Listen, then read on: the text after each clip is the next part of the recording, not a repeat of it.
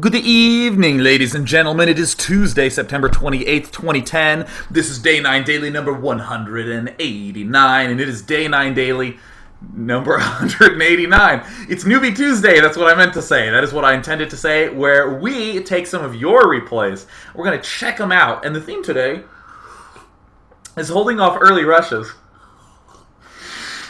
I love the dual-wielding beverage action. The emphasis of today is holding off early rushes and early pressure and early a lot of stuff. Because, honestly, you'll hear me talk about things like a mid-game plan and having, make sure you have an idea of what you're doing from beginning to end, that the scope of your ideas don't go just for 2 minutes at a time. And that's fine and dandy, and a lot of people listen to that and they go, right away, sir, Day 9. Yes, mighty thought hammer. And then they just lose in 6 minutes to a variety of ways that you can lose in 6 minutes, such as Banshees, Roaches, Banelings, Zerglings, Zealots, 4 Warpgate, Void Ray, Phoenix. There's a lot of ways to lose. You can lose a lot in Starcraft 2 just at the start of the game because it's stressful. So, as a very first ever Submission Day, Newbie Tuesday, we're going to be checking out some of said things. These are all user submitted, and I have a good little variety selected here. Again, had many badrillions of those being submitted, so that's awesome. Thank you very much for those. They're randomly selected. Some of them were intentionally selected just because I read the description. Had a lot of descriptions to read. But either way, thank you for them submissions. A lot of players still not attaching the replays. I would recommend attaching those for your Newbie Tuesday submissions. Tragic game. Lost everything. Don't know how to win. And there was nothing attached. I was like, I emailed them back. I was like, are you okay? You want a hug? I'm so sorry. I worry about you. That's just such a negative message. That's like the sort of IM you send to the girl you have a crush on who's neglecting you just so you can see, does she really care? Except I'm really just looking for submissions. I got another 2,500 girlfriends in this metaphor, so it was fine in the end. But in very exciting news, I'm commenting on the Intel Extreme Master American Championship in New York at Comic-Con, October 8th through 10th, I believe. And also, I'm doing the commentary for the Starcraft 2 at DreamHack. So for any of you fine Swedish folks who live up where the sun doesn't shine for 18 months at a time, according to science, I will be there as well doing commentary. You should totally meet me. I would love to meet you, and we can just exchange Swedish high fives. Yes, that's going to be around Thanksgiving time, which doesn't mean anything to anyone who doesn't live in America, but that's fine. Do a little research on our traditions, man. So yeah, I'll be there on Thanksgiving time. I think it's 25th to 28th. So let's go ahead and jump right into a daily as I crack my knuckles. I'm a little bit double thirsty. I need the green tea. Hydration. Also as a brief aside, Jim Butcher's Stormfront, the Dresden Files, so good. Did not go to bed at a reasonable time last night. Not in the slightest. Alright, so ladies and gentlemen, we have Debussy, the very famous composer from, I guess, the 17th century, something like that. In this game, he's going to be Terran, he is at the bottom, and we do have Lachesis. Lakeisha. I don't really know how to say that, so I'm just going to say Lachesis because that's kind of fun. Lachesis? Against Debussy, indeed. So this is the Day 9 Daily viewer who submitted.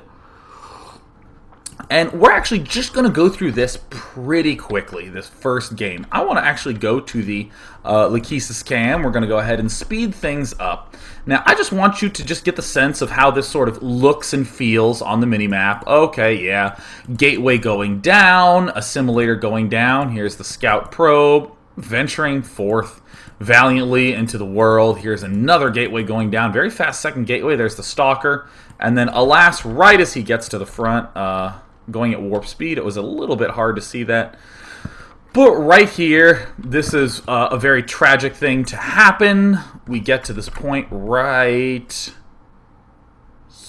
here. I'm sure this has happened to you at some point where you're like, that is a lot more units than I'm used to. And then, of course, we go to the everyone cam. We have the, oh, wait a minute. Oh, gosh. Oh, no.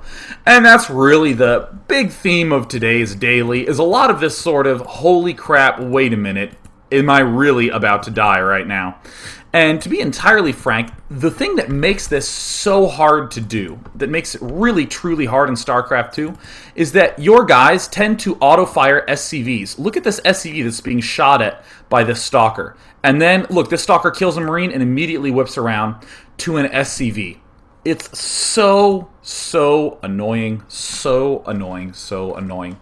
And it is that annoyance that I've just highlighted. Just in a general sense, that was the motivation for this daily. A lot of times, it's like you're doing your normal thing, and then death immediately! And it feels horrible. It feels luck-driven.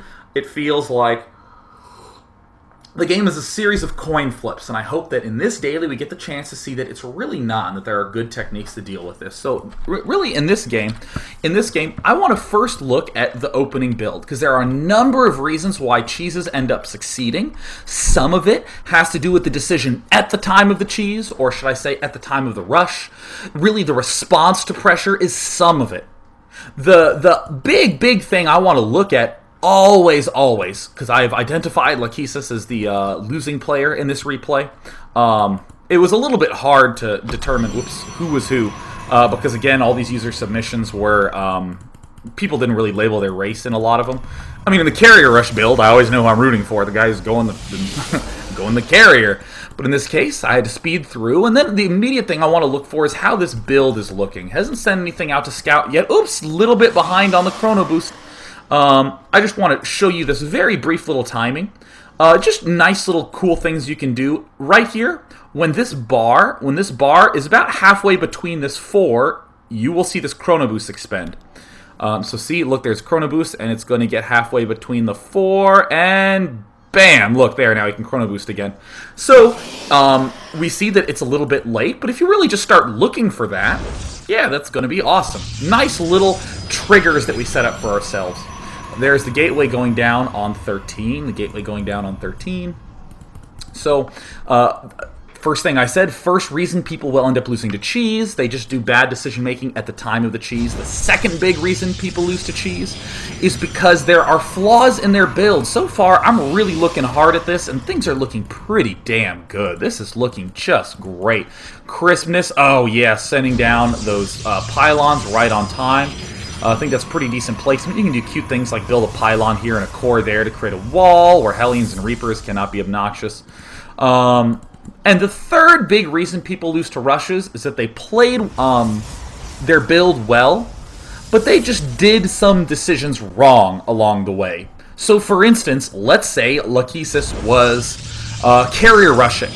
He could be flawlessly warping in probes and flawlessly getting to his carrier tech, but he's still going to lose to this sort of 3 racks Marine rush because just what his build is was the core problem.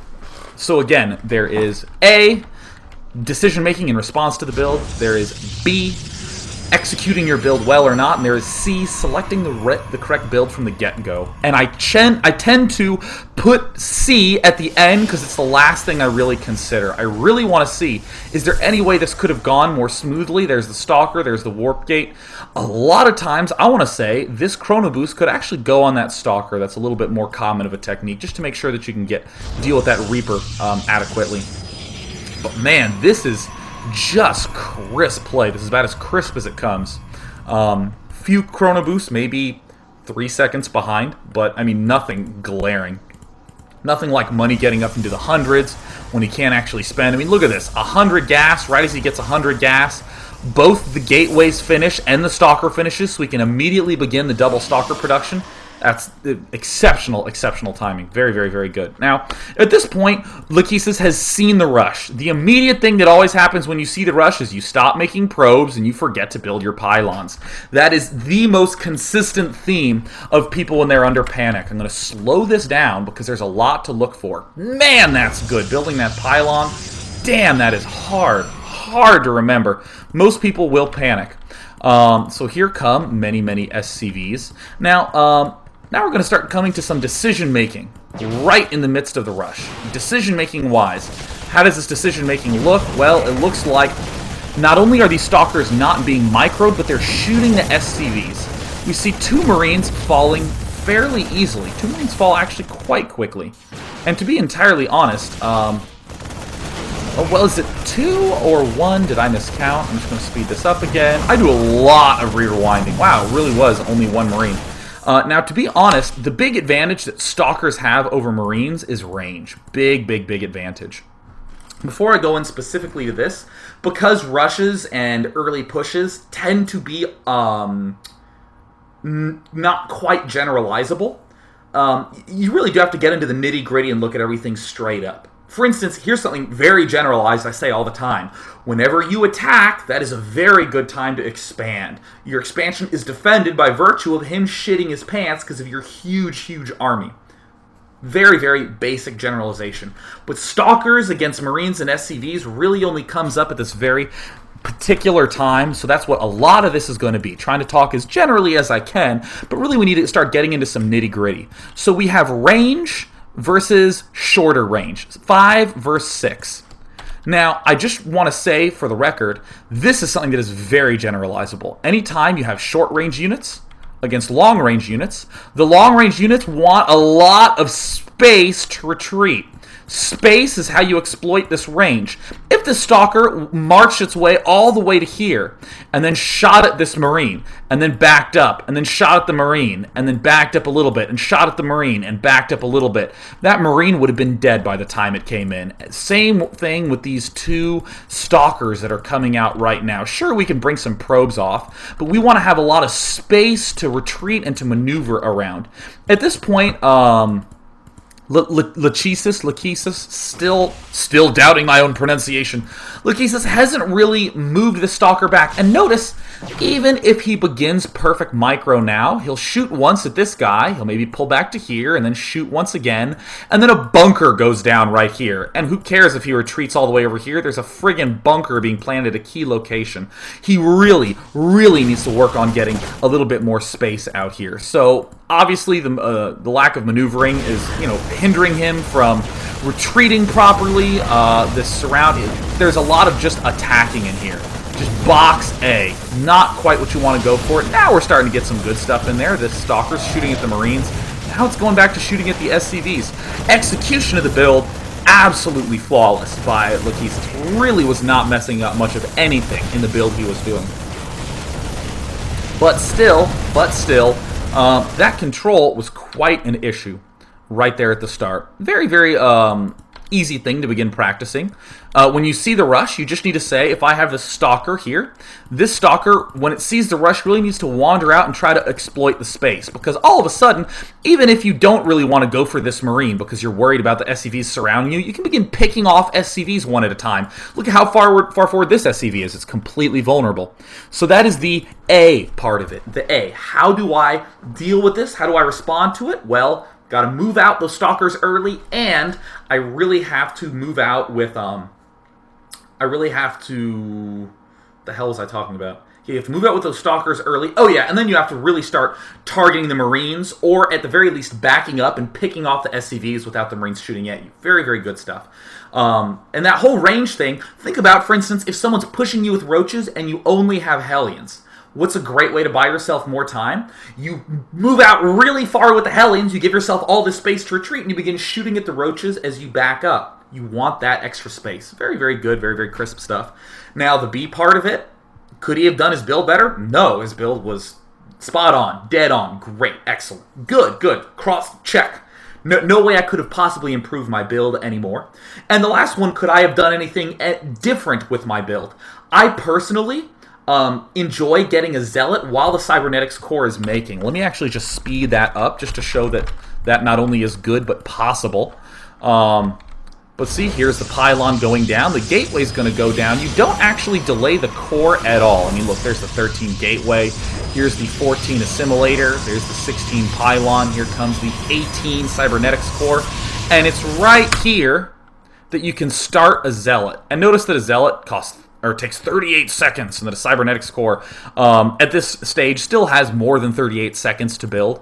So you can get the Zealot and get the Stalker right away. You won't be able to get this gateway as quickly if you get the Zealot, but you can deal with early pushes a lot easier. A Stalker plus some Zealots, really good. And also it gives me the chance to be a little bit aggressive, so that's kind of neat. So I'm going to go ahead and close this, and now because I'm loading directly from the files themselves, Oh, I guess I'm logged in this game. Exiting that one. Because I'm loading these directly from the files, I have to close it, and then I have to open it back up again. So let's go ahead and just open StarCraft 2 back up again. Here's our replay loading. Going on to the next game, which I believe is going to be a Zerg vs. Terran. I believe that is correct. It is Grits against Zero Control. And I don't actually remember what... Oh, yeah, I remember what happens this game. I have them marked. Sorry, I watched like a bajillion of these today. Here's the good luck to have fun. Now, Grits is the player who submitted in this game. And I just want to briefly watch Zero Control's play for a little bit. I'm going to speed this up again. Now, this does seem a little bit redundant to do. But, okay, Zero Control building a gateway. Pretty damn early gateway. There's the gas going down a little bit later. He's getting, looks like he hasn't really done anything with his fast gateway. But either way, he's getting a cybernetics core at a reasonable time. There's the warp gate. Stalker coming out. 4 warp gates coming down. Pretty constant probe production. Cut pylons to get the gateways up in time. Nothing really bad necessarily about that. This is a 4 warp gate push. You've seen it all the time. Probably can't really support it because we don't have this gas, guys. We're going to have a few hiccups, but you know what? Here comes the push, and Grits, it pretty much suffers a death that I'm sure many of you are familiar with. Here comes all these units. Zerglings looks like they got a little bit miscontrolled. Tried to right-click on that Stalker, it looks like. And this is what makes people go insane against Protoss. Makes you go absolutely insane. So I want to do the exact same little analysis that we did last game. A, is he going to respond poorly at the time of the rush? B, is he messing up something in his build? Is it not as smooth and well executed as he would like? And C, is he actually doing the correct thing? Because, for instance, if he was just going like, you know, one hatch mass queen without gas, I'd probably, you know, question that. And it looks like, uh-oh. Did you see that little bump? Did you see it? Yeah, look, we're at 9 of 10 food. Here's an Overlord that was made on 9, but a drone wasn't made after that. Whether it was a mistake or not, we want to be able to label that as something we want to improve upon. Speeding things up a little bit. I'm going to go ahead and go to the Grits cam and just completely ignore our Protoss buddy, who we know at this point is 4 warp gating. There's the gas going down. Most players are going gas pool. I love that little play by Grits. The way he dealt with that probe, he didn't overreact to it in the slightest. Not in the slightest. There's the gas, then pool. I can actually tell you that this gas was a little bit early. You kind of want to be building these so that right when you start your spawning pool, your gas is almost finished. If the gas is like already finished and you're mining from it, when you throw down that spawning pool, you're just going to have a little bit too much gas. So he's making drones. He should be making an Overlord coming up next. And he does. Great. See, there's the Overlord coming down. So far, so good. Excellent. Another drone going down. Would not mind if that was a drone or a Zergling. Nothing wrong with that. Looks like another drone coming out. Kind of a lot of drones early on, but there's a Zergling speed coming up. Notice how we have about 20 more gas than we necessarily need. That's why I recommend not quite getting that extractor that early. Queen coming out. Lings have not really yet been started. And this is already the first build order-wise thing, execution-wise, I'd be concerned about. We're leaving guys in gas. And to be honest, with early game Zerg logic against Protoss and Terran, most Zergs just really want that gas. Like, really need that gas because they really want Zergling speed. Speed Zerglings are awesome! They're so good. Let's think about them. They kill off probes that are trying to scout, as well as SCVs. They kill off probes that are trying to build proxy pylons. I mean, think about that. If you have 6 Zerglings with speed outside his front, he cannot leave with a probe before he leaves with a big army, or else he'll just kill it. What's another thing they do? They kill Reapers and Hellions pretty damn well. Against any early pushes, you can pretty much like annihilate them. It makes Zerglings way better against Marines. Oh, it's awesome. You can even counterattack. Oh, Zerglings with speed. There should be more strategies that only require Zerglings. Like, seriously, they rule. Now, coming back here, the problem, though, is that we need to get Zergling speed super, super early on because it takes so damn long to finish. So we need to start it early so that it finishes at a useful time. The issue is that we also need to be doing lots of other mineral-focused things. Hatcheries cost a lot of minerals. Units cost a lot of minerals. So what players really do is they get the gas that they need immediately for the speed and then pull guys off. Looks like Grits is now starting to pull guys off gas. There's another guy getting pulled off gas, and I think here's the final guy. Looks like that final guy's being left in. Now, Grits has pulled guys off gas at 100 gas. Logically, he's basically saying, I want to have enough for layer when I'm ready to get the layer. But to be honest, these 2 drones that we're not mining, that's like maybe 50 to 100 less dollars that he could have had. And that's fairly significant. Fairly significant. Here comes the drone to go to the expansion. And now we're really going to look more at this execution aspect. We really want to be pulling that back. This kind of stinks, but it looks like everything's going to be fine there. There's the hatch going down. Here's the second queen going down. I'm noticing our money's a little high. Is that an overlord making? Oh, man, let me tell you something. The 26 food overlord is the bane of many Zerg players' existence. It's very easy to forget. And look, Grits has forgotten it and can't really do anything with it, right? Yeah, everything looks pretty reasonable, pretty normal. But to be entirely honest, that Overlord is so key. Now, this is kind of a painfully long time. I'm kind of going, oh, Grits. I'm screaming. I'm freaking out. Layers going down. Don't mind that timing, but, oh, God, we haven't made any guys for quite some time. And this is the sort of thing that, you know, like, honestly, I don't know if this has happened to you, but my hands still hit SO to make Overlords, because I played Brood War for 12 years, and that was the hotkey to do that. Yeah, see there, the Overlord's going down now. So this could be him forgetting, this could be him thinking he built it, and then mentally crossing it off his things-to-do list, and then sort of remembering and going, oh, whoopsie daisies. But either way, I just want to note, in the Resource tab, look at it. His opponent has already climbed to 15 food ahead of him. That is a gigantic margin at this phase in the game. Everything else looks pretty good. Could have maybe gotten 100 extra minerals if he had just pulled guys out of gas a little earlier, but now we have this little larva buildup. There's another thing I'm noticing with these Zerglings, but I'll come back to that in a little bit. I want to just focus up here. Oh, look at all the money we have, and now here comes some Zerglings. I want to go to the everyone cam. See, the push is about now coming out. And this is something that's going to be very, very useful for Grit's own analysis and his own comparison, as well as all of you other fine individuals. So right now, Grits has just hit the 7-minute mark. 7-minute mark, and there are Warp Gate units at the front of his base. Ugh, oh no, death time. Time to leave the game and, you know, suck it up in the Bronze League. You know, like, whatever. This happens to people all the time. But what I want you to really do is just rewatch the replay. This is a very, very easy kind of analysis to do. You rewatch it and you say, okay, my food is at 35.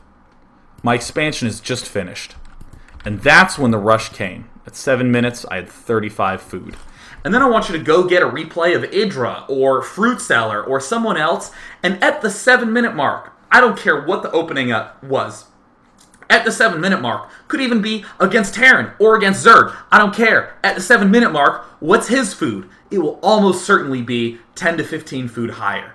And that can feel mystical. That is the mystical art of a well-timed build, is that suddenly I was trying to do the same thing that I saw that really good guy do, but he just seems to have 15 more drones than I do, and just as many attacking units. It feels insane, that feels impossible, but if you just rewatch it, you can kind of clearly set benchmarks against yourself. Like, I remember I was feeling really uncomfortable with my Zerg vs. Terran. And then I started to look at other people's games, and they were at about the same food that I was, and then I went, oh, well, I guess I don't really need to feel as uncomfortable. Now I feel justified in the way that I play. And I didn't change my build at all, but mentally I was in a better state, so I ended up playing better. And in this case, if you are in fact 15 food behind Idra or Fruit Seller in the same situation, you can say to yourself, oh, great, I clearly know that there are many ways that I could improve. Now, here's a little bit of decision-making in the battle that could have happened, right? So here comes the decision-making in the battle. Just box and hit attack. Really, just box, hit attack, click once. There's a target fire going on this sentry, this stalker in the middle, and it did not end up working out well. And that's just a battle-wise decision-making that is very problematic. You really just kind of want to be boxing and going for it. I mean, there are situations where you'll have Marauders and you'll want to kill a Colossus. That's fine when it's obvious what you need to go for. But only at the absolute highest echelons of play do people really go, should I target fire that Stalker or should I really be target firing the sentries? And this decision will really help me so much. Like, I mean, even at 1700 diamond, like people just don't, you don't need to. You just box, attack. Nice. Now, there's a few things I want to talk about in battle that I want to note, and then I'm going to rewind this replay one more time, because there's a pretty significant little aspect that these lingies were doing. Okay, so I'm just going to note that here's a lot of guys getting made. Now, I'm going to open this production tab. There are units being made right now. Grits probably could play a little faster. He's down at about 30 APM. He's making some drones. And now probably he notices the attack. I just want you to stare at this production tab and listen to my soothing voice. Just two drones, just two drones, just two drones, just two drones, just two drones, just two drones, two drones, only two drones, that's it. Nothing. Now Zerglings are being made. How long was nothing being made? That is a very classic mistake in terms of responding to pressure. You kind of go, oh, an attack, and your brain focuses on your army, what to do with the army, how to defend your natural, and your macro goes out the window. Very big problem, very consistent issue. I mean, I'm even looking here, and these larvae weren't spent until seconds ago. These larvae are sitting here stockpiled. Quite brutal. Now, the last thing I wanted to gripe upon in this game is the fact that Grits really didn't do enough scouting at the front, and we're going to take a look at a little bit more of that in some of these later replays that we'll be checking out today. There's this idea of I really want to see everything that he is doing at all points in time so I can respond correctly. That's kind of true in an ideal world. Yeah, I wouldn't disagree with that. Like the fact that Grits is getting here and seeing a sort of passive zealot here, and then here comes a stalker. You should immediately know what's up. Now, what most people want to do is they want to get into the base and they want to see the core. And they want to see it spinning and getting chrono boosted so they can say, okay, there's Warp Gate. Oh, okay, here's some gateways. What I instead want you to do is begin counting units at the front. I want you to look at this and say, oh, I saw a stalker. That's a pretty damn fast stalker. I guess he went for a fast core. I guess I don't really need to make Zerglings right now because he still probably only has one gateway. Now watch these Zerglings. I want you to watch these Zerglings. Okay, look at the Zerglings, look at the minimap. Look at the Zerglings, look at the minimap. Look at the Zerglings, look at the minimap. I'm speeding them up. Zerglings, minimap, Zerglings, minimap. Oh my goodness. He never even saw that there was a whole army coming out. Look at the drones being made right now. I mean, it's that sort of thing that can really get you in trouble. Just not having good spotting on your opponent. So I want you to just do more scouting at the front and just seeing what he has at the front and trying to manage what's coming out at his front. So let's go ahead and close that one and go into some more replays, because there are other replays that will end up highlighting that concept a little bit better, such as this game. Now, there's a word that I'm going to say that's probably going to make some people begin crying right here at their computer. Void Ray. Oh, so terrifying. Oh, what a gruesome fate the Void Ray has dealt to many. As I learned when I downloaded the Fun Day Monday replays from yesterday, those are the replays where I said, please carrier rush, so we can see the sweetness of a carrier rush. And instead, people sent me replays of them making a Void Ray, killing him, and then getting a carrier anyways. Like, that's kind of hilarious. Now, I'm not going to quite walk all the way through what Mike did. Mike is the enemy in this game, and this was Haplo, who submitted this lovely game for today. Now, this game is, I would say, probably a little bit lower level. This isn't going to be, any of your top diamonders, or I would imagine somewhere in the platinum gold range. Haplo's basically doing approximately the correct thing, right? He's scouted his opponent's base. There's the barracks going down, the gas going down. He has scouted through and checked everything, and here comes, oh, it looks an orbital command. Is he doing anything with this yet? No, hasn't done anything with this barracks quite yet, except get the orbital command. Mules coming down, another barracks coming up, things could be smoothed out a little bit more. I've talked quite a bit about smoothing out in the previous game. I'm not going to spend an extraordinary amount of time on it this time. Haplo, though, does have a fairly decent plan coming up. A fairly decent plan. So his plan, see, here is a Marauder coming out. Here is, oh yeah, he's just getting some Marauders, and I see a Starport coming up. Looks like he's going for some kind of drop. Yep, there's the medevac coming out. He has his double gas, so he can be able to support that. He has stim coming up, so he can do a lot of damage to the buildings. This is a very reasonable build for this map. Marauder drops kill buildings fast, so I'll just do it on a map where it's very hard for him to avoid being dropped. But unfortunately, 3 Void Rays walk into the back of your base, and it's goodbye literally everything. Literally 100% of things. Now, as I rewind this game, once again, actually I'm just going to go all the way back. I want you just to start noticing some things about the front of Mike's base. What we're going to look at is this space right here. The reason that this is such a key place to scout is that you can always scout it. You can always send an SCV up his ramp and look at what kills you. So we're going to start looking at some very, very revealing things, right? Okay, here's a Zealot coming out right after the Cybernetics core. Just as we were talking about in Kulos Ravine, notice you can sneak out that Zealot before the core finishes. Oh no, he let that SCV die. Now, honestly, if you get fast enough, you can keep this SCV just looping in circles, round and round and round and round the base without ever having any issues until that Stalker pops out. That's very good for 2 reasons. 1, if he builds any tech structure, you get to see it. And 2, if he elects not to build a tech structure, then you have delayed whatever tech you were worried about. But this is something that's really, really, really revealing. Again, this idea of scouting at the front. Let's say this SCV got blocked and couldn't get up. Let's wait a little bit. Now, if you send an SCV up the ramp and you see 1 Zealot and that's it, that is bad news. Then I'm immediately going, where's the hidden Void Ray? Or where's the hidden DT tech? Like, immediately, that is the first thing I want to say. Because as we're going to see in this game, these Void Rays take a lot of gas. Look at that. He went 2 star grade he can only make out of 1. And he's chrono boosting it as best he can, but just does not have the gas income for it. He might not really be able to produce out of both of these for quite some time. He even didn't get Warp Gate. And now here's a second Zealot.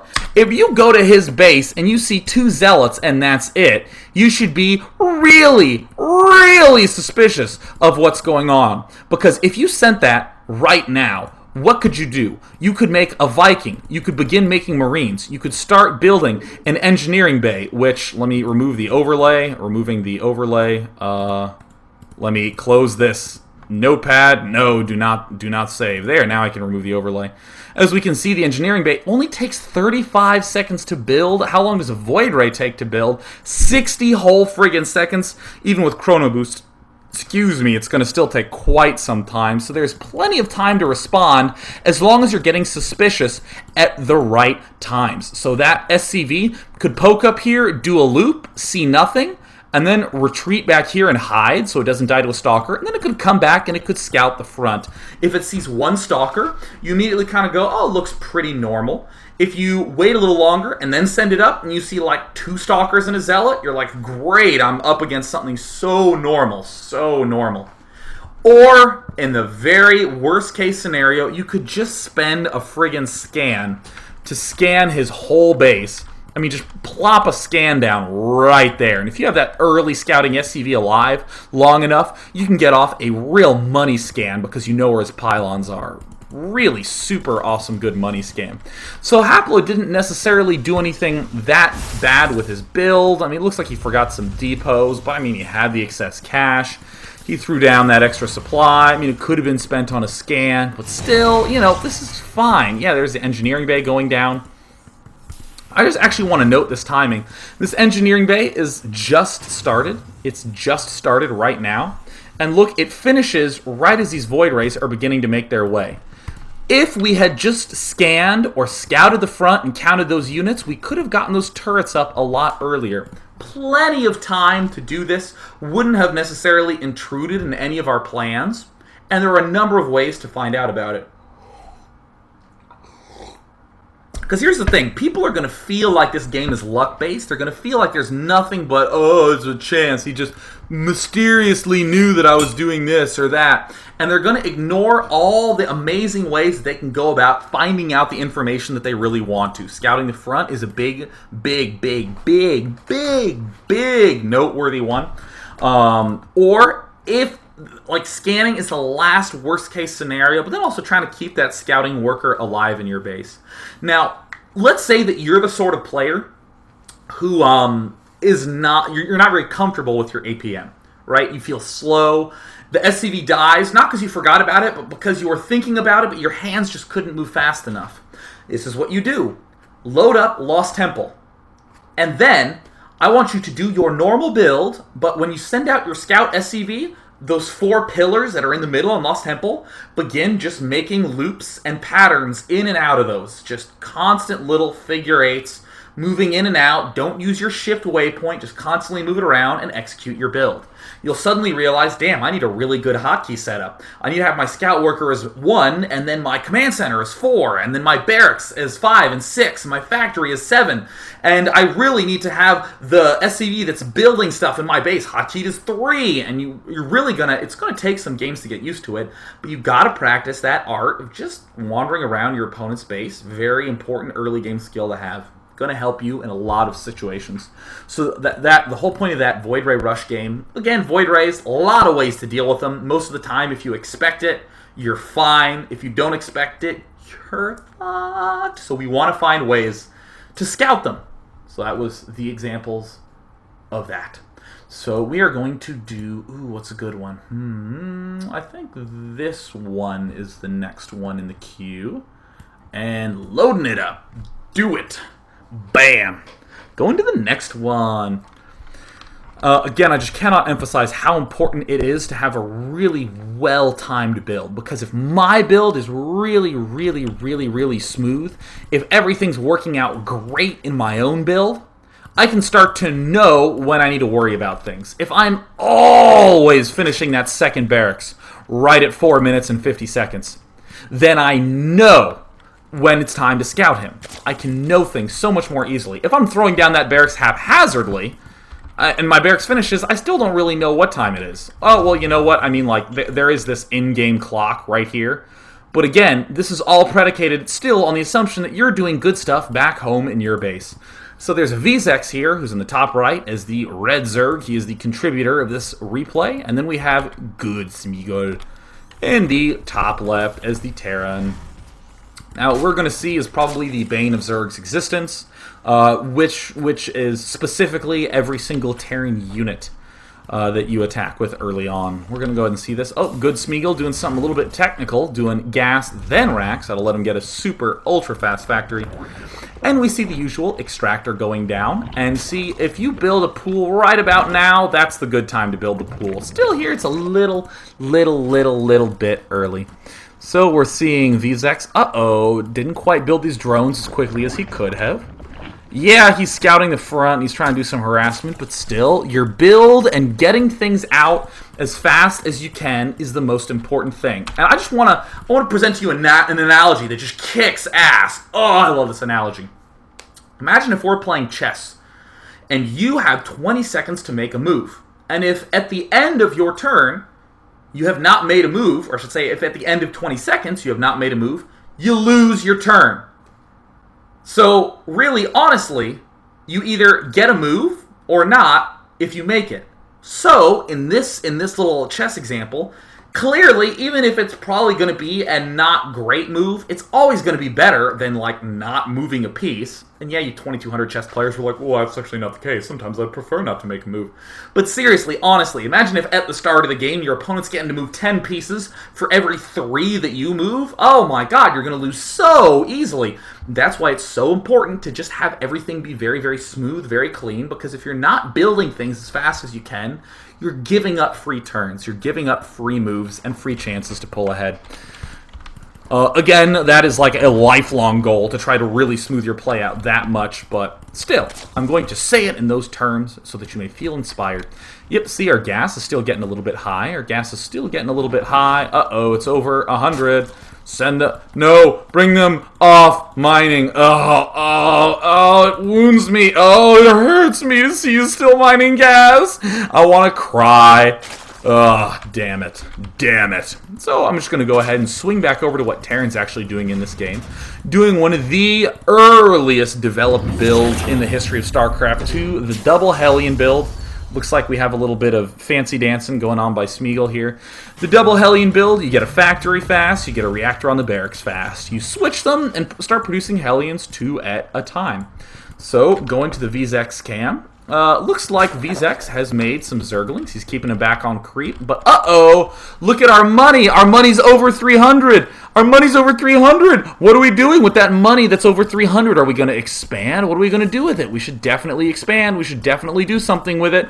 At the very least, we should do something with that money. VZX. Oh, my God. VZX. And also, again, that 26 food overlord is just the bane of so many Zerg's existence. So many. So either way, here comes out double Hellion, or apparently single Hellion, very, very slowly. But it looks like 2 Hellions are coming out at some reasonably early point. Now, VZX is doing something that we wish Grits had done in the previous game. He had these Zerglings outside the front to check. And this is something, just, again, one of these little timings to note. I have removed the replay bar here, just so we can do a little bit of in-depthness. Okay, so this reactor coming out as fast as possible, and right then it finishes. 4 minutes and 45 seconds for any of you who use an in-game timer. I would even say around 4 minutes and 15 seconds, send a Zergling up. Because again, you can always scout the front of his base. Always. So if you scout his base at 4 minutes and 15 seconds and you see this reactor here, you can almost immediately conclude double Hellions is en route. Almost immediately. Now just to note, VZX has only seen this. He has not seen this reactor started nor finished. That's a very long time of not scouting the front. Scouting the front, such an easy technique to do. He approaches the front and still does not actually end up moving up. And that's a little bit tragic. It looks like a Roach Warren's coming down. It looks like a Baneling nest, that's right. And then it gets canceled and it goes down into a Roach Warren. And here's the expansion getting thrown down. Now this feels like a very haphazardly thrown down Roach Warren. What has been seen? He saw barracks and then factory. Now this is the tree that I have in my head here. The tree in my head is, if I see a really fast factory, I don't need to worry about any sort of Reaper business. Great, cool. That means I can delay making lings for a little bit longer.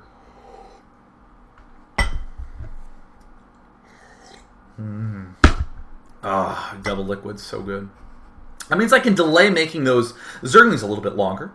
But then, now I'm worried, is he double Hellioning? Is he doing some sort of Hellion with blue flame push?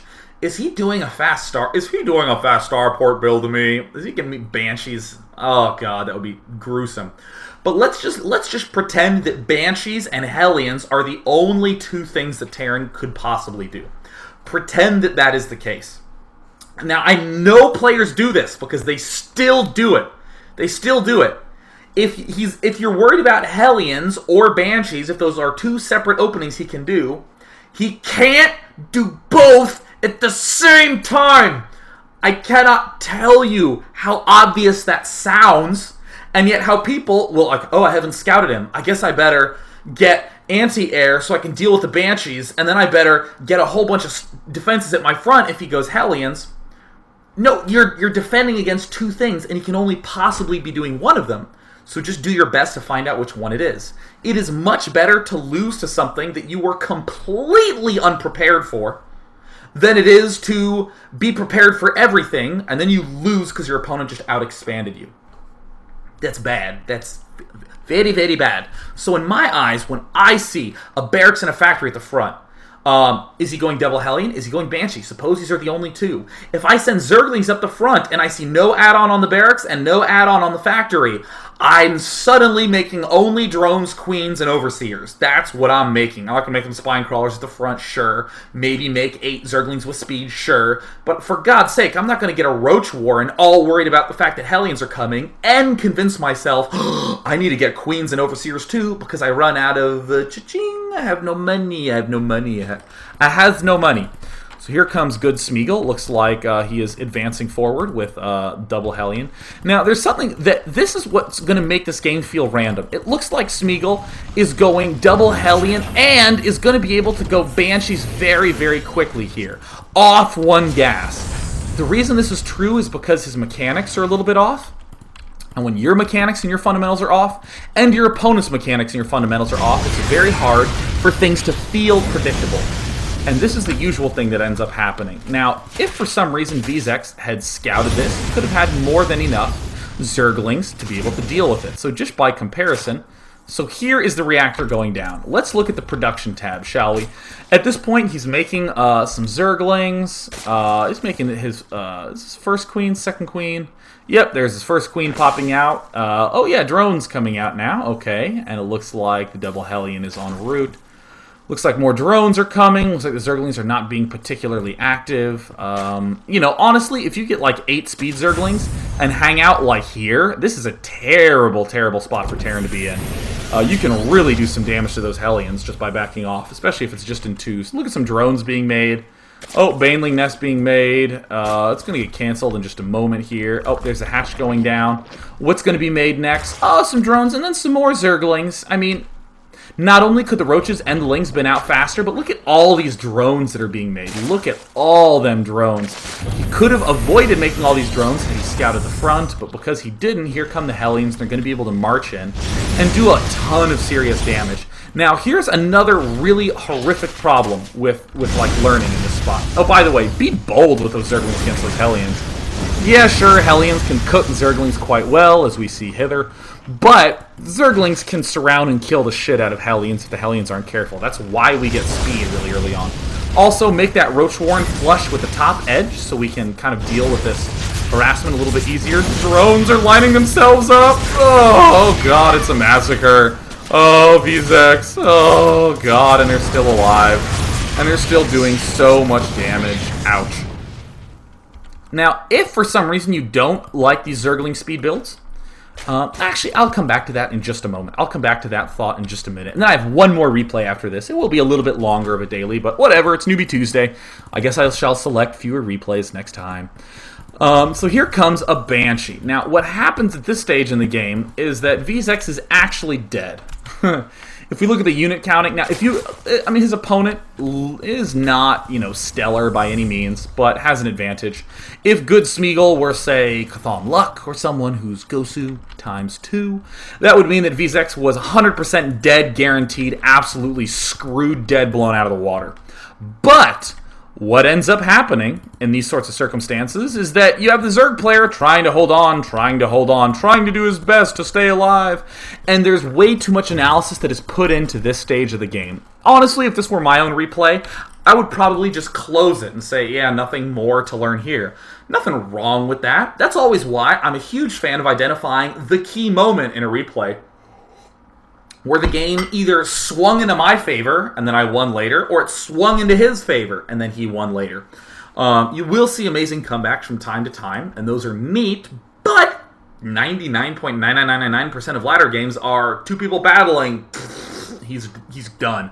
And you want to make sure that you don't that you don't try to do too much thinking after the part of the game. So, in this part of the game, there's not really much VZX can do. Now, honestly, at this point in the game, you've held off the harassment, and you really kind of just have to make crazy amounts of drones, play a little bit more defensively. Trying to go for a counter all-in is one of the most predictable actions you can do after some early pressure has crippled you. And it's so tempting to do this. It's so tempting to just go, oh, please, oh, gosh, oh, and then all these roaches are going in there. However badly this attack by VZX fails, that's how much stronger Smeagol's next attack will be. If Smeagol literally just boxed this group and sent them into attack, he could kill VZX right away. But unfortunately, there's a Banshee here that's going to get a double-digit amount of kills, because that's what Banshees do. Now, if you are a smart Zerg player, you will not go into the forums and you will not say, how the hell do I beat Banshees? I'm actually just going to quit this replay right now. You do not go into the forum and say, how do I stop Banshees? I'm having trouble stopping Banshees. After he does early pressure, Banshees seem to kill me. Banshees were just the one way of many that Good Smeagol could have chosen to end that game. It's the Hellion harass at the start that really crippled you. The first time where you kind of get that, oh shit, kind of feeling, that's the first thing that needs to be addressed. Screw this stuff that's happening later on. Let's get this out of the way right now. And honestly, if he just scouted the front, he could have made Zerglings in time. Now, I do want to talk a little bit about, should I make Roaches or should I make Speed Zerglings? That decision actually was made the instant he threw down the Gas Geyser first. He went Gas, Pool, and then Wing Speed. You have to do those blind. And when I say blind, I mean you have to do those without any knowledge of what he's doing, because you just can't scout him yet. It's kind of like saying, well, if he's going to go Nexus before Gateway, I should really 6-pool. There's no way to know that, so you kind of have to 6-pool blind without that knowledge. Unless you did something like look at his match history on Battle.net. But I mean, like, going for that Zergling speed opening, it's a great opening. You kind of do it blind. And if you see him going double Hellion, I would not recommend suddenly stopping all your Zergling production and then getting the Roach Warren, because you've invested money and gas into getting the pool, and you have a delayed Roach Warren because you were focusing on Zerglings at the start. Why would you do that? Why would you do that? It is too hard. And this is this idea of how to, again, more transitioning, because this is the example I always use. Oh no, there are a bunch of Marines that will be coming later in the game. Do I go Colossus or do I go High Templar with Storm? Both of them work pretty damn well. If I opened 2 gates and then Robo, it's easier to get the Colossus because I already have it. If I opened a Dark Templar rush, it's easier for me to get the Templar because I've already completed some of that tech tree. So in this circumstance, Speed Zerglings and Roaches, both adequate ways to deal with Hellions, but you really have to know which one you're choosing. Don't try to do both at the same time again. Pick one and go with it, and you will be mighty. And also, just in this specific case, be bold with your Speed Zerglings against Hellions. Speed Zerglings are fast, they can surround Hellions really well, and just kill them without that much of a big deal. Blue Hellions, another story, but double Hellions! Just surround it with Zerglings, feel powerful, and maintain your map control. And spend all the rest of your energy droning. Now I'm going to watch one last replay from KZN, who is a regular viewer of the dailies. Hi KZN, I'm sure you're over there. Valiantly watching. Loyally, yes, KZN fighting. This is a little bit higher level of a game, and a lot of the games that we've seen have either been cheese or basic fundamentals were off, or there were some reasonable flaws that were going on that, you know, even probably your gold, silver level players could say, oh man, he forgot an Overlord, and that is bad. I guess I don't want that to happen to me, and all that good sort of jazz. But this game is going to be something a little bit higher up that I'm sure a lot of you will encounter very, very soon, which is aggression. Not an attack, not like harassment, but someone trying to just find a hole in your defense with a lot of very good unit movement, and it just is scary. And that's what most good play is aggression. People really getting in each other's face. You know, kind of like the Mutalisk player, who always finds a building that isn't defended with a turret. It's the Zerg player who always can get his Zerglings in there. The Terran who's like, yeah, I happen to know that Reapers can get in here and kill at least 2 workers right now. It's that sort of obnoxiousness that is very stressful to deal with. So we're going to see KCN do a very well-executed basic opening build. Guy's a little late in the gas, not a huge concern. Good placement here, has a very tiny crack where one Zealot can block it. People originally were doing the Pylon Gateway block, but this honestly is easier to pull off. It does reveal your tech, but whatever. I don't care too much. And just as a brief thing to note for any of you, this is just plagues Golden Dawn, plagues them. Good strategy doesn't revolve around surprise. It does not revolve around surprise. It is okay if he is scouting what you are doing, so long as what you're doing is good. If you're really shitting your pants about him seeing your build, it means you have a bad build. That is a great sign of a very bad build. In chess, where all the information is obvious, the Grandmaster isn't looking across the table going, I wonder what he's going to do next, and he has to tell me, right? And I better keep it a secret what move I'm going to do. All the moves that are possible are very clear if you just look at the table. And the question is, what's the good move? And when you've made it, it doesn't matter if he knew it was coming or not, if it's a really, really, really, really good move. Yeah, all right, that's a hell of a good point. Doesn't matter that the cybernetics core is getting revealed here. In the early days of beta, people treated this like it was a friggin' bar of gold or something. People were like, well, I build my pylon and my cyber core here because I don't want them to think that I'm teching. It's like, oh, it's your most vital tech structure. What the hell else are you going to be doing with it? Come on, dude. So either way, Stapled is doing a Zergling Roach Warren-ish build. Oh, he's getting the Zergling speed fast and the Roach Warren fast. You've heard me give a little criticism of that. Don't do both. Oh, he's even getting a layer in there. We're going to see how this is actually a little bit different. Because what we're going to see coming out of Stapled, we see no second queen produced. We see many roaches being produced. What KZN is doing is a fairly new school style, which focuses largely on sentries. To keep you alive. And what he's going to do is he's just going to wall off and early expand. And later on in the game, KZN will actually knock down his own destructible rocks and push out. Hey, that's a pretty cute strategy. You wall off your natural expansion. It's safe, nifty. So what's happening right now is KZN is seeing this pressure here. Actually, you know what? Let's just blast through the pressure really quickly since I do have this replay time revealed. So, pressure removed from the back. Pressure coming in at the front. By the way, this area, the distance from here all the way to here, is called the sweet spot on Blistering Sands. That's what Greetorp calls it, so of course that's what I'll call it. This is the sweet spot because notice that Stapled is already having to do the run back and forth. He has some guys going here, he has some guys going here, and then some guys going here, and then some guys going here. And so he throws down some force fields to get these guys to back off of these dying buildings. Very, very nice technique, and still doing a good job transferring those probes, building more cannons here, and here comes this attack here at the front.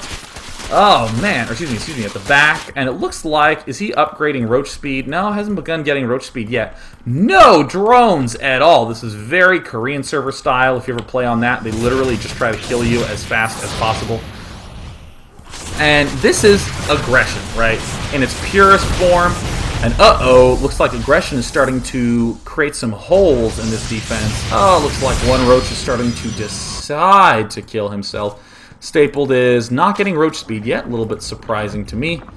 But at this point, I think KZN's feeling a little bit of a breath. He's going, okay, alright. Oh no, Zergling's at the back. Oh no! And it looks like the roaches are going to be able to kill it. And can he force field in time? Oh, doesn't manage to throw down the force field. Trying to get all the rest of his reinforcements up, but it is, alas, a little bit too late. This is aggression.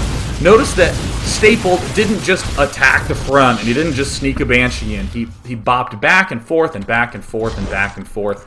And there's a number of things going on here. Some of it is setup, but a lot of it is how you deal with the situation when you are faced with it. We're going to see a lot of things suddenly change from KZN's play.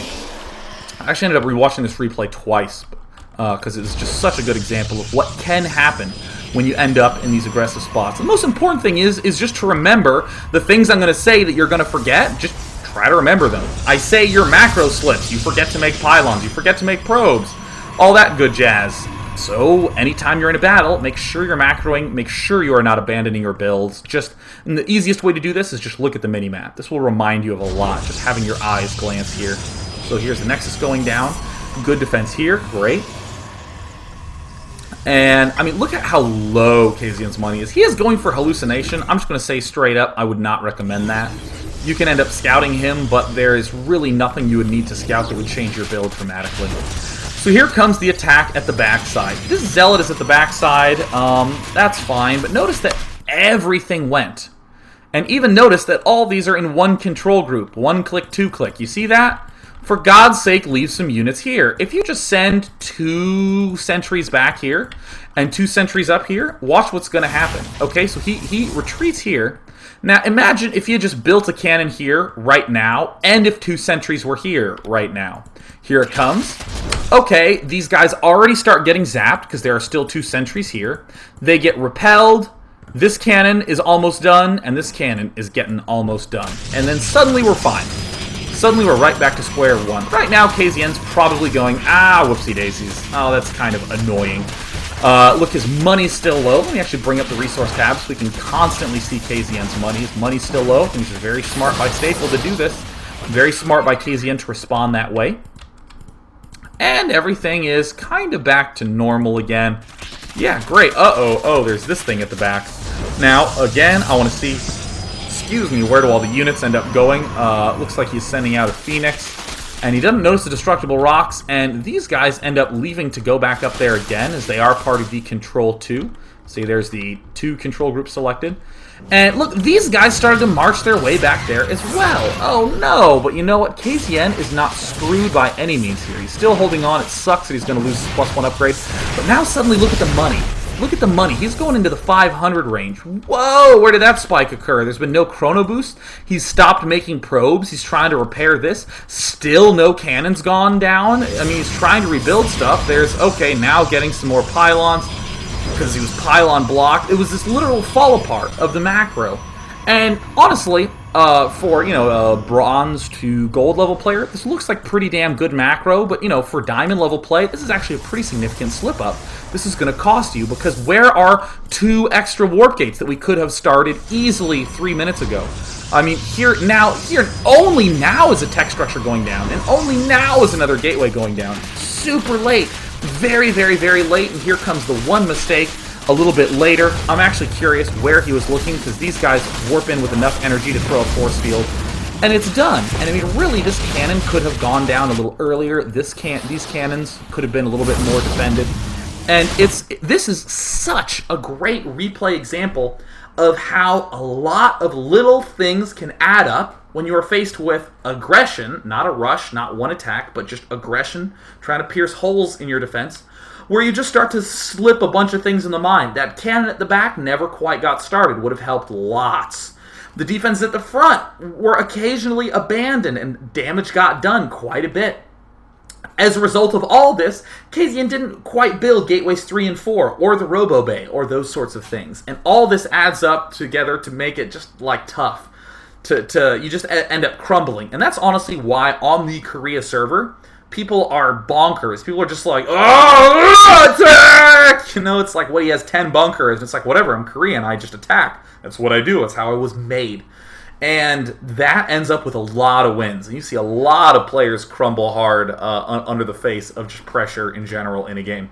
So, all in all, we learned a lot of things. We learned about scouting the front. We learned about some control ideas, about range and exploiting that. We learned about how to change your build based upon what opening you've done. If I go Zergling speed opening, I should try to use Zerglings with speed to defend most of the attacks that are thrown at me. I shouldn't switch all of a sudden unless I really, really need to. We learned the concept, or at least talked about the concept of he can't be doing 2 different things at once. He must be doing one or the other, so you need to decide which one that is. And of course, in this last game, we learned a lot of little things add up all together to making it feel really helpless. But what makes this last replay such a great example is that if KZN really did just do a few 1 or 2 extra things, he would have been 100% safe at the start. Not a chance of busting in the front at all, and it would have been an easy win later on in the game. So let us take some questions.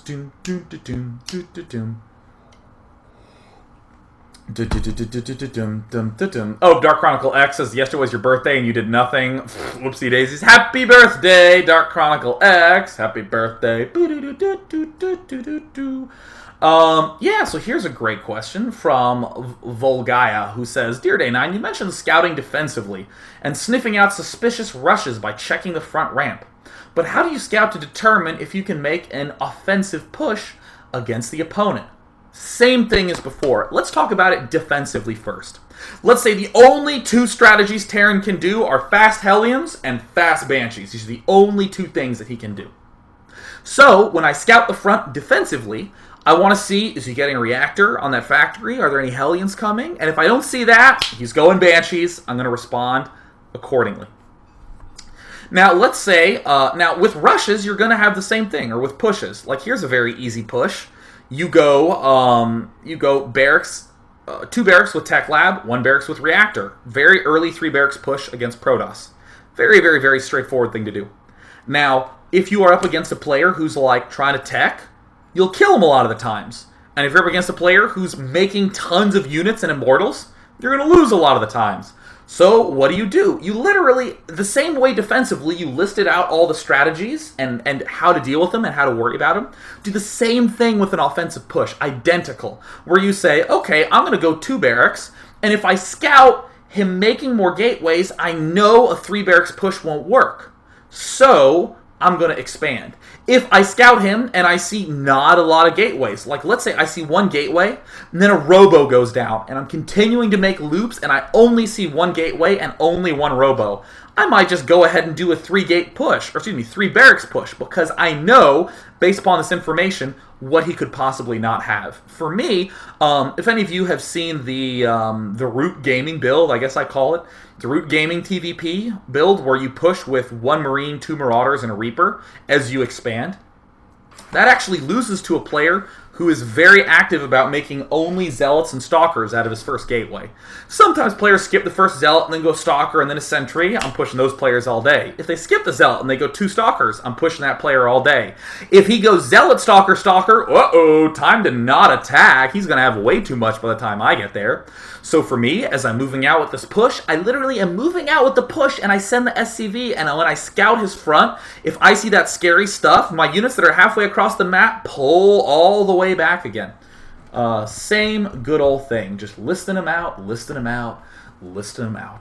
So, I'm going to take 2 more questions because I'm sorry it did go very long today. Corsip said, Dear Day 9, do you recommend blocking off the ramp as Protoss with buildings and 1 Zealot to prevent any early rushes, or do you feel it's better just to build around your Nexus? It actually depends quite a bit, again, on the builds. It's kind of like saying, should I deal with Hellions with speed Zerglings, or should I deal with them with Roaches? Well, how did you open? If you opened getting a really late gas, you probably won't have Zergling speed in time. You should probably get Roaches. If you opened getting Zergling speed right off the bat, don't waste money investing in Roaches, get the Zergling speed. So for instance, like, I will say that if you do any sort of wall-in as Protoss, it can be both a blessing and a curse. Sure, you get the protection early on, but you have the obnoxiousness of having all these vulnerable buildings that can be picked off.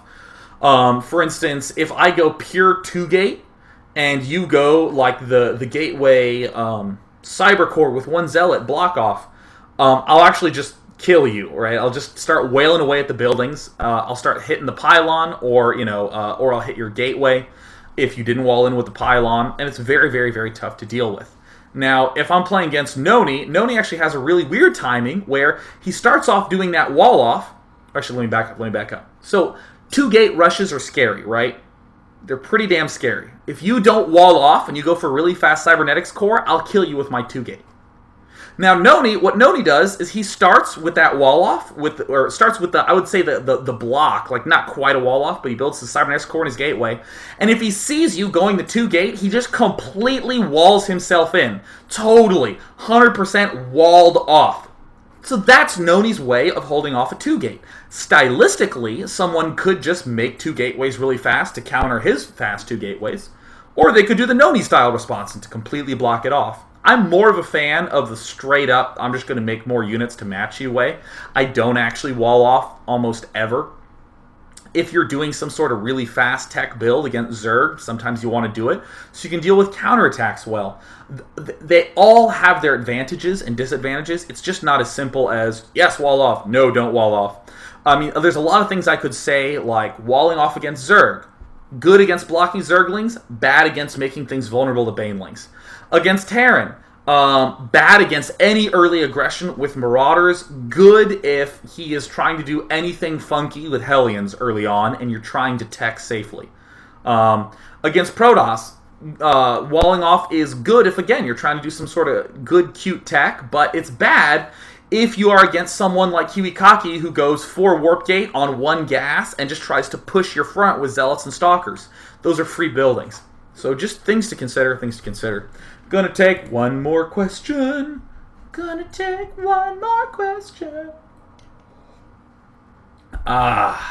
Here we go.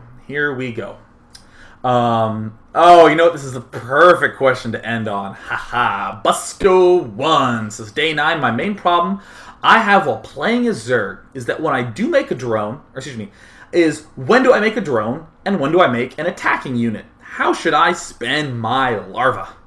So, this is really great news because for next week's Newbie Tuesday, send me replays of you as Zerg being confused about when to make larva and when to make drones.